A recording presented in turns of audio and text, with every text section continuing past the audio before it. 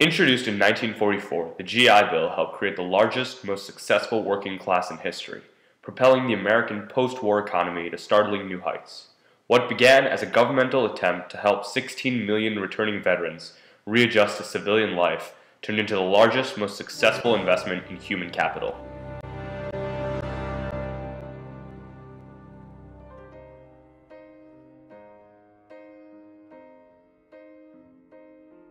After World War I, our soldiers were returning home, and these were pretty exciting times. The men who fought all over Europe were coming back. They were marching down Fifth Avenue with their eyes shining and grins a mile wide. Crowds were cheering and waving flags. Most of these soldiers expected to return from war and have their lives resume. Unfortunately, it didn't work out that way. Many of the returning vets wanted to return and pursue an education, but they realized they didn't have the financial resources.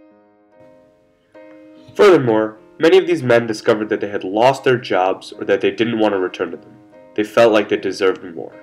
At this time, there was no legislature or program in place to provide them with any sort of benefits.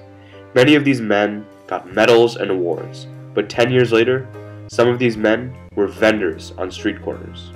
Many other men were known as bonus marchers. The Bonus Army movement was in response to the recent proposal of the Bonus Act. The idea of this act was to provide a monetary bonus to World War I veterans, determined by the number of years served. Although the act promised a bonus, it would not be dispensed for at least 20 years. Veterans saw this as a futile attempt at assistance.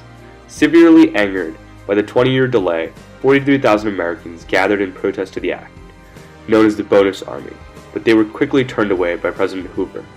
After World War II, with such a large quantity of returning veterans, the U.S. government needed a way to secure the prosperity of the American economy as well as that of every American citizen.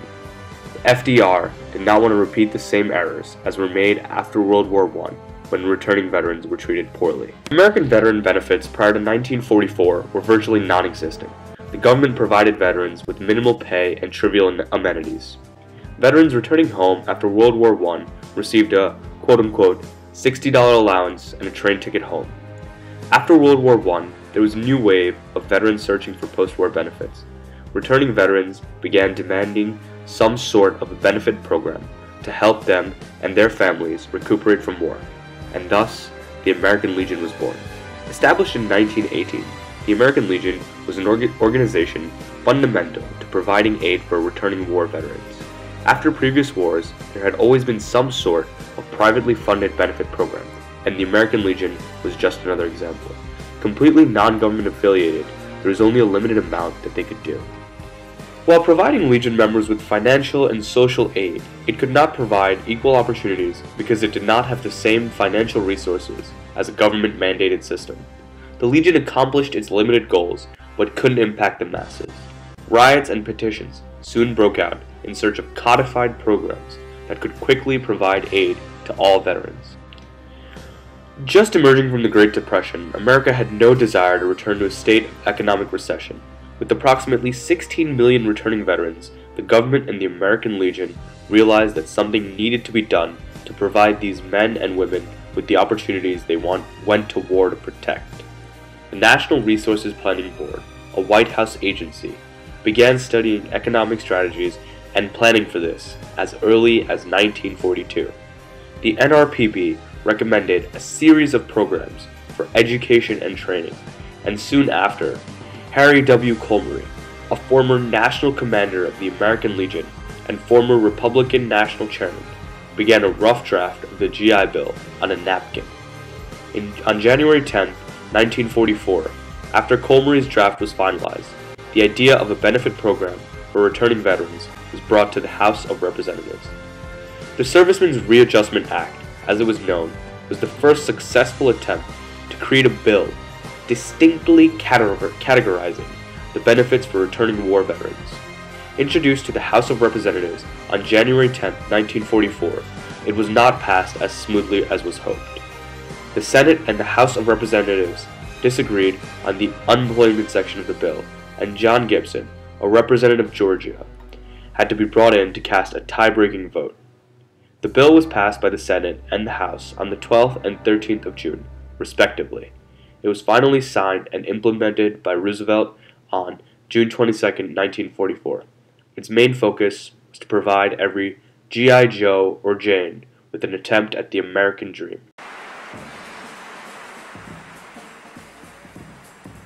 From the very beginning, the GI Bill was destined to make radical changes in American history. With this new wave of education, a much larger, educated executive class arose. More educated men and women participating in the workforce meant an increase in production and an increase in the overall growth of the economy. To some Americans, the bill provided an avenue towards a new life. Dave Brubeck is a classic example. Brubeck was a common man and about 20 years old when he enlisted in the U.S. Army. He was already a high school graduate, and coming out of World War II, Brubeck decided that he wanted to further his education. He took advantage of the GI Bill and decided to study at Mills College in Oakland, California. While attending Mills College, he studied music and music theory with French composer Darius Milhaud. Without the GI Bill, Dave Brubeck might never have attended college or graduate school, or gone on to be as famous as he is, if he hadn't taken advantage of these benefits offered by the government.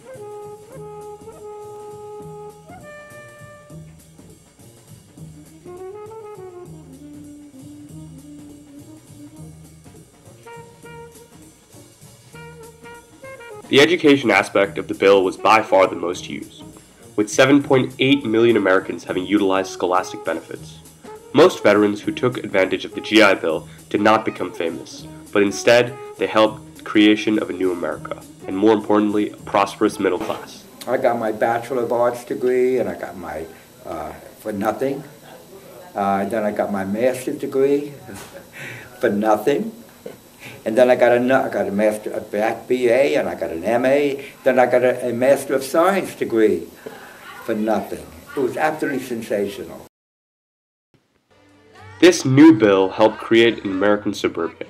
The white picket fences and uniform houses would never have been possible without the numerous opportunities that the GI Bill provided.